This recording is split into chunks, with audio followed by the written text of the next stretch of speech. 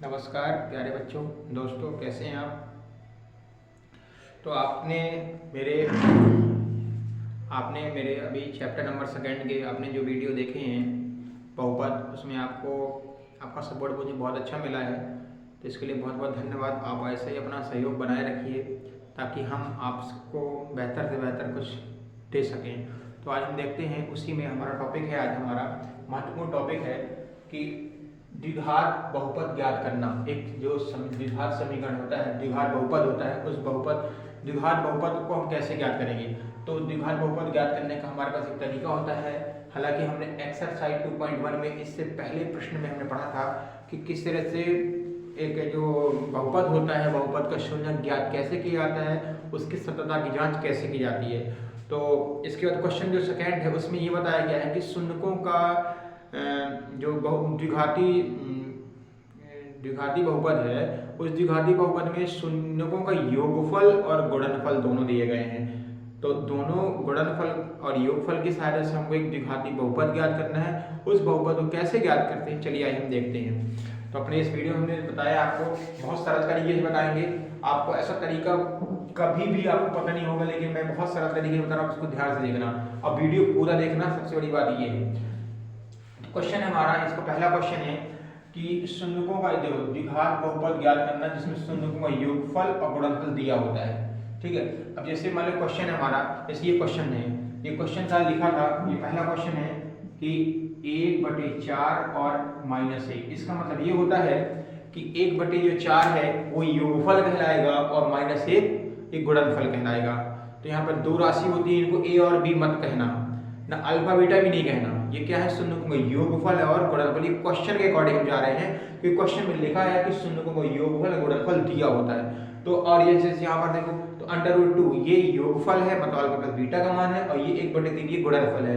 यहाँ पर 0 जो ये योगफल के अंतर्गत आएगा, और ये जो है √5 ये गुणनफल के अंतर्गत आएगा। यहाँ पर -1/4 ये योगफल है, 1/4 ये गुणनफल है। यहाँ पर -1 ये योगफल है और ये गुणनफल है।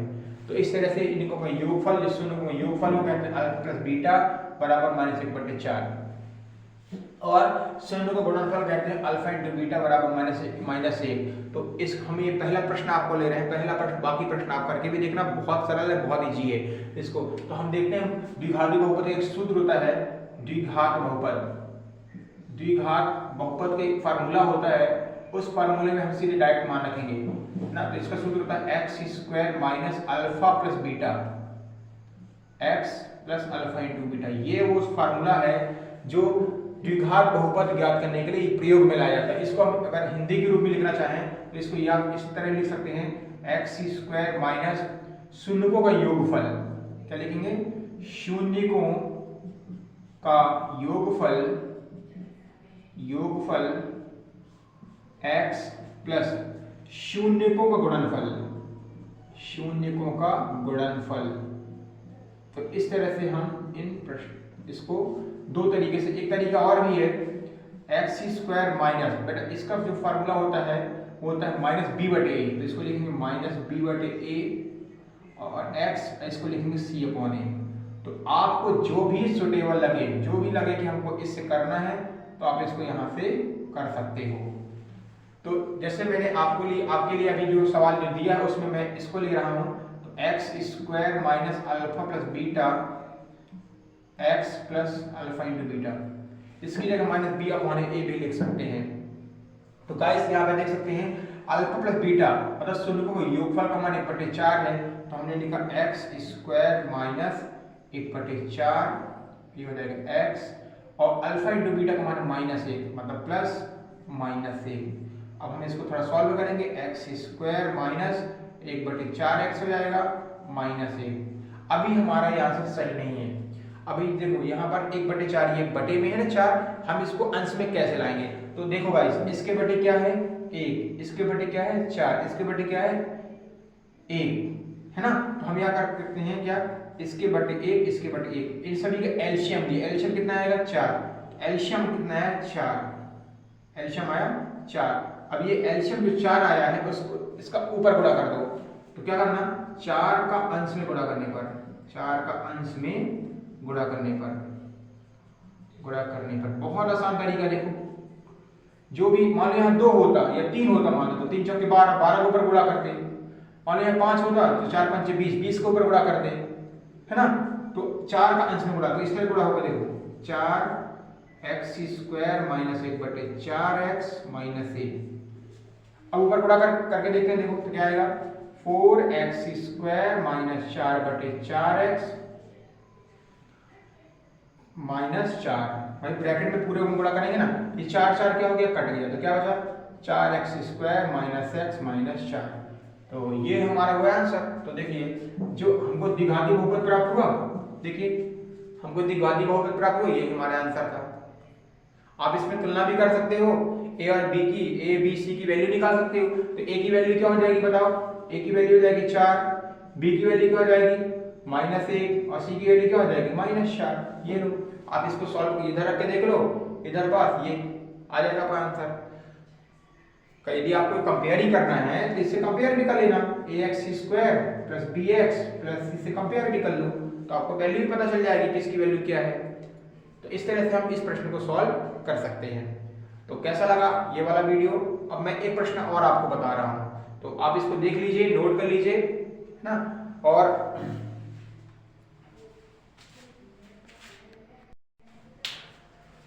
तो प्यारे बच्चों देखते हैं इसमें क्वेश्चन नंबर हम क्या ले रहे हैं, क्वेश्चन नंबर 5th क्वेश्चन देख रहे हैं। तो इसमें देखिए अल्फा प्लस बीटा का मान -1/4 है और अल्फा इंटू बीटा का मान 1/4 है, मतलब शून्य का योगफल 1/4 और शून्य का गुणनफल 1/4।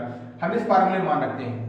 तो हमने किया x² माइनस, देखो इसका मान क्या है -1/4, तो -1/4 लिखो, x प्लस इसका 1/4 लिखो, हो गया ना। तो देखिए ये माइनस माइनस प्लस हुआ, तो x² प्लस क्या लिखा जाएगा 1/4x प्लस 1/4। अभी मैंने इससे पहले वाली वीडियो में बताया था कि देखो इसके बटे क्या मानेंगे 1, तो अगर हम 1 4 और 4 का एलसीएम लेंगे तो क्या आएगा 4 ही आएगा ना। तो एलसीएम क्या लेंगे, एलसीएम आएगा हमारा 4 है, एलसीएम ने 4 लिया। तो अब क्या करेंगे 4 का अंश में गुणा, 4 का अंश में गुणा करने पर अंश में गुणा करने पर गुणा कर दो, क्या लिखा जाएगा 4x² प्लस 1/4x प्लस 1/4। गुणा करोगे क्या आएगा 4x² प्लस 4/4x प्लस 4/4। अब जो कटे काटो, देखो 4 4 कटे, यहाँ से कट गया, तो क्या हुआ x² प्लस x प्लस 1। तो ये हमारा हुआ बहुपद। देखो कितना आसान, कितना सरल तरीका करने का, बस आपको फार्मूले मान रखना बस हो गया। तो ये अब इसके हम ABC की वैल्यू लिखना है, तो आप ये करो ax² plus bx plus c, ये लो। तो a की वैल्यू क्या हो जाएगी, a की वैल्यू 4, b की वैल्यू 1 और c की वैल्यू भी 1। तो ये हमारा हो गया आंसर। तो गाइस कैसा लगा ये वीडियो, यदि आपको पसंद आया हो तो आप लाइक सब्सक्राइब जरूर करें, और ये जो प्रश्न दिए गए आप इनको भी इसी तरीके से आप सॉल्व कर सकते हैं। तो आप जरूर, आपसे रिक्वेस्ट है या कुछ भी समझो, आप मेरे वीडियो को लाइक सब्सक्राइब शेयर जरूर करें, और हो सके तो अपने दोस्तों को भी इसके बारे में बताइए। तो थैंक यू।